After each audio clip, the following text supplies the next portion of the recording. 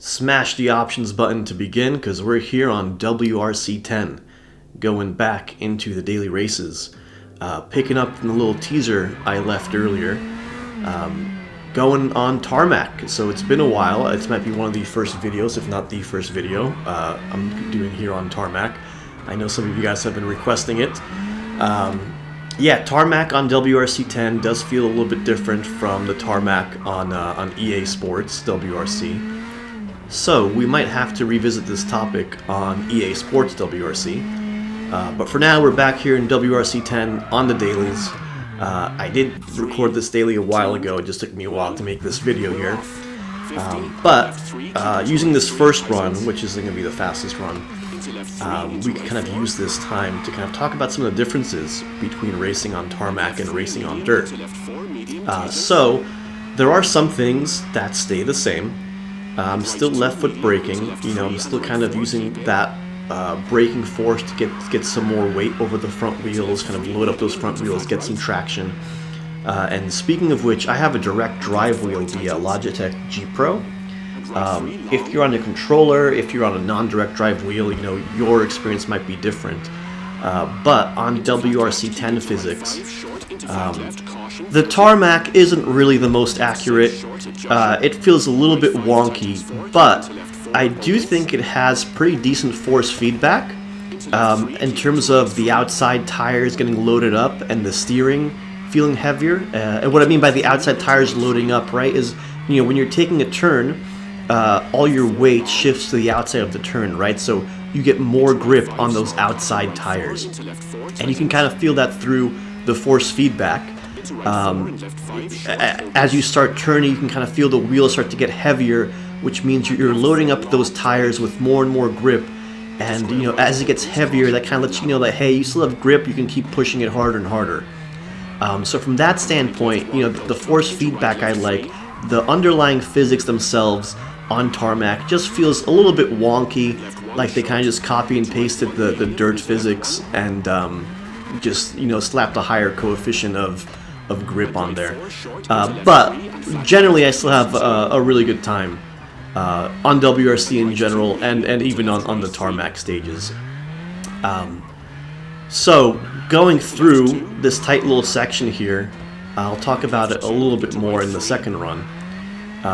But really trying to stay ahead of the car, thinking about what turn is coming up next, and trying to make the smallest amount of movements that we can to use up all the space and not upset the car too much, right? We're not trying to slide around when we're on tarmac. We're trying to keep as much grip as we can, because when we have grip, that means we can put the horsepower down to the ground and get to the finish line faster. So unlike when we're on dirt, in dirt we're also trying to kind of minimize the slip angle. We're not trying to give big crazy drifts, just enough to keep us on the road.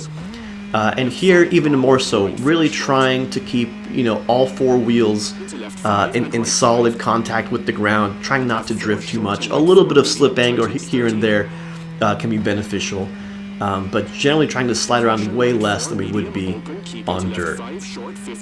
Also on the tarmac, the response times are just much quicker, right? When we're on dirt, we have to put our inputs in much earlier and kind of wait for the car to respond.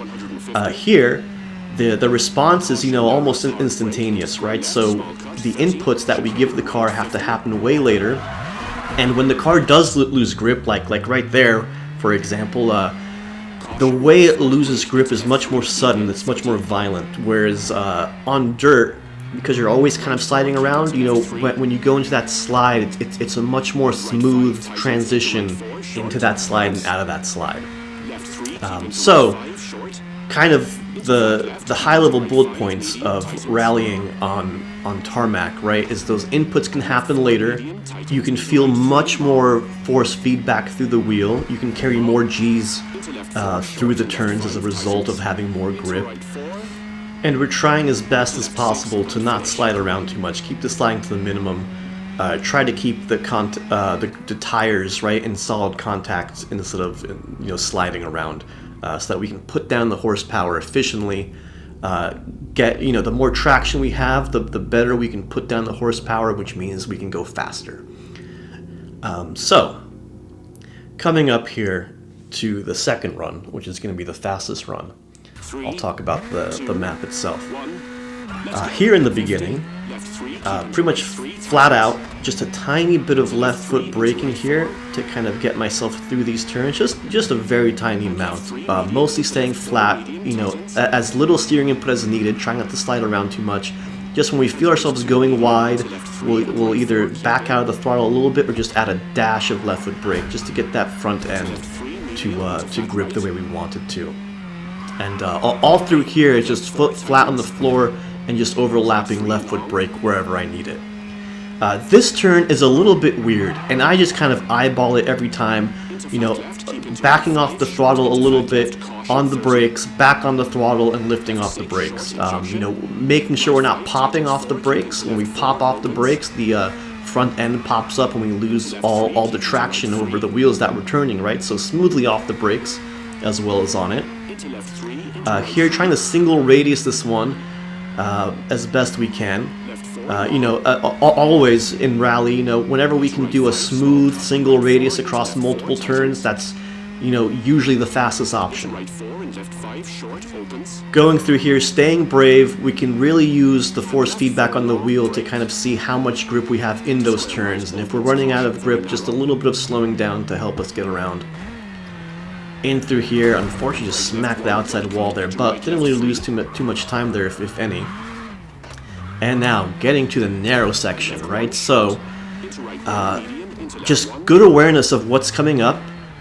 You can't be behind the car. Like, you have to be in front of the car. There's no runoff area to be behind the car. So things, they don't happen early like they happen on tarmac, but they happen early in the sense of, like, you have to know what the car is going to do and how it's going to react, so you can use all the space, the limited amount of space we have in this section, trying not to bash ourselves on the rocks or the walls, and really trying to get the most of the real estate that we're provided here.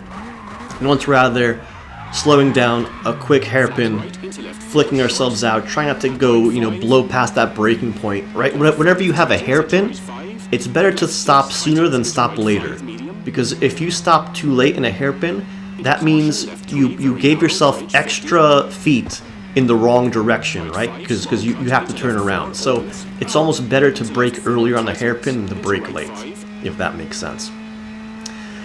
Through here, also back to staying flat, just little dashes of left foot braking where we need, trying to stay brave as long as possible, listening to those pace notes, trying to get our car set up for the next turn, outside, inside, outside. Some turns better than others, just trying to focus on not crashing.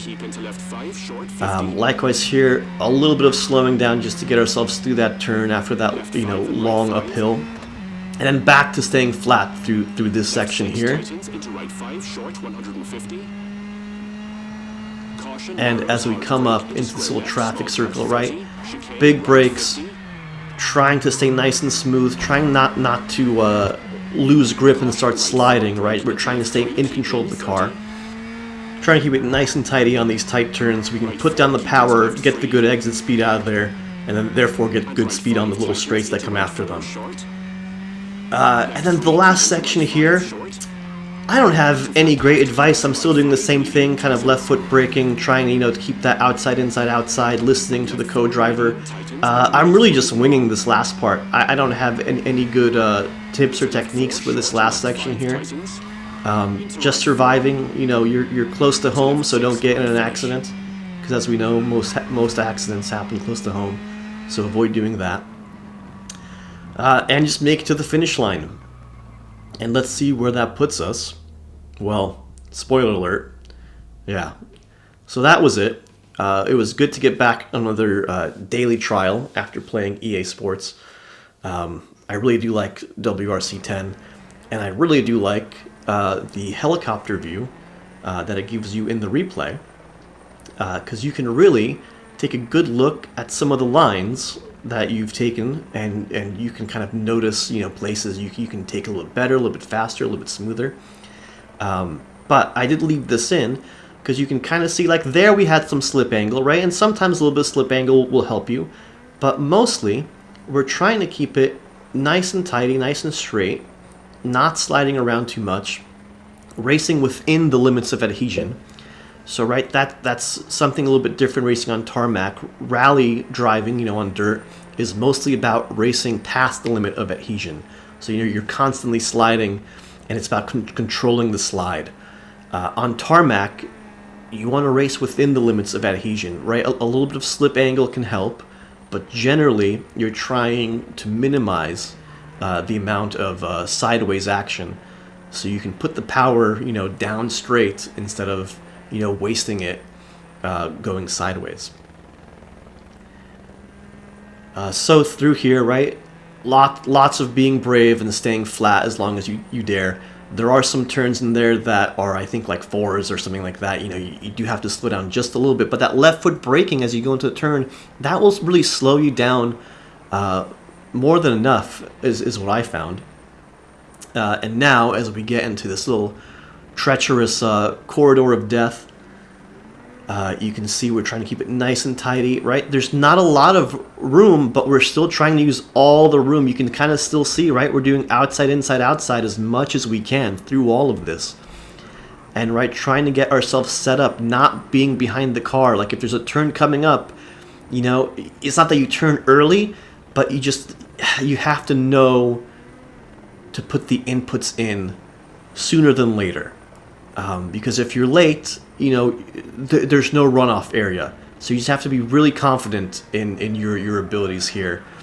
Keeping it nice and tidy again, right? Try not to blow past that braking zone, so that we can go, you know, the opposite direction, which is now the right direction, past the hairpin, right? As fast as possible. And then through here, again, just little dabs of left foot braking to keep ourselves on track, not sliding too far, and then staying flat up this hill as long as we dare. Just listening to the pace notes as good as we can, and trying to set ourselves up for success by taking that racing line outside, inside, outside. And you can kind of hopefully see that coming through on this helicopter view. Really making use of all the available space.